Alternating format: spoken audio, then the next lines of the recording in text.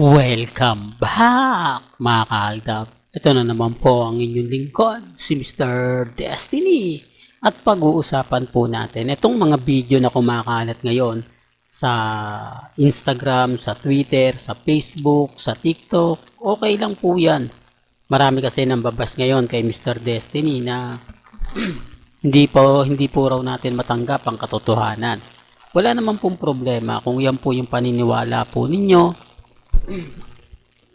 Nire-respeto natin yan at ginagalang. Although sabihin na natin na sila ngayon ng maingay kasi nakisawsaw na naman nga po si Christopher Min. Wala na po kasing mai-vlog o maibigay sa mga bali-balita kaya nakisawsaw na rin. Ang biruin nyo, ang tagal po niya na. Ito lang po yung kumbaga sasabihin natin, dapat nung una pa lang ina-update niya na yon. Bakit ngayon lang po ba ina-update to ni Christopher Min? Dahil may nagbayad nga po ba? Dahil binayaran siya para i-vlog niya at gumawa na naman siya ng mga issue. Di po ba? Na keso ganito, keso ganon, keso ganyan, di po ba? At least ako, nagsinasabi natin yung mga bagay-bagay na pinagpepiestahan at pinag-uusapan. Sila, hindi naman Kaya nga po ako natatawa na lang dun sa mga nagpapakalat ng maling impormasyon.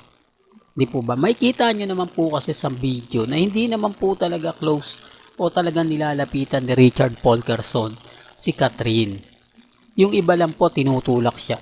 Di po ba? Nailang nga po siyang hawakan, no? Kita nyo. Tapos bibitiw siya. Hindi niya magawang akbayan, hindi niya magawang halikan. Di po ba? Na ginagawa niya kay Maine Mendoza na sinasabing kaibigan lang niya. Kaya nga kung titignan nyo at susuriin, kaya nga po binabalik-balikan ko yung mga bagay-bagay na may ebidensya naman po tayo at resibo. Kasi sila, sa totoo lang po, nakikisawsaw lang po sila. Bukas sa Makalawa, si Catherine at si Alden, ibablog na yan ni Ogie Diaz. Di po ba? At magpipiestahan na po yan sa social media. At pinagpepiestahan na po. Ang ibig ko lang sabihin, yung mga malalaking account, gaya ni Ogie at ni Christopher Min, makikisawsaw na. Di po ba? Nagsisimula na sila kapag maraming viewers, babalikan nila yan. Ganun po sila kadesperado makakuha ng atensyon. Kasi wala na nga po silang binablog, mahina na nga po siguro yung iba, kaya ganun ginagawa po nila. Kaya nga sabi ko sa inyo, may mga point tayo mga kaaldab na mapapaisip din po kayo kung bakit nga po ba yun ang ginagawa nila, kung bakit nga po ba mas binibigyan nila ng attention yung mga bagay-bagay na ganyan. Di po ba? Real talk. Kaya nga sabi ko sa inyo, relax lang po kayo. Huwag po kayong magpapa-apekto. At nagbigay na nga po ng update. Malapit na nga po raw ipalabas o i-show sa mga sinihan ang pelikula nila Heaven at ni Alden Richards. Hindi pa siya masyado kumpirmado pero maingay na po siya. Kumbaga syempre sa loob po mismo ng Viva Films dahil medyo matagal na tapos yung pelikula, medyo pinabago-bago lang ng konti, kaya nga po sinasabi na nila na ito na yung tamang panahon.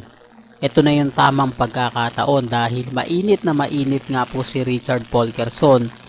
Tamang-tama nga po daw gagawin ito na ipalabas na sa mga sinihan. Kaya lagi lang po kayong tututok dito po sa channel ni Mr. Destiny para updated po kayo sa mga latest at sa mga bagong video po na ilalabas po natin maya-maya lang. Hanggang sa muli, salamat po sa panonood at pakikinig.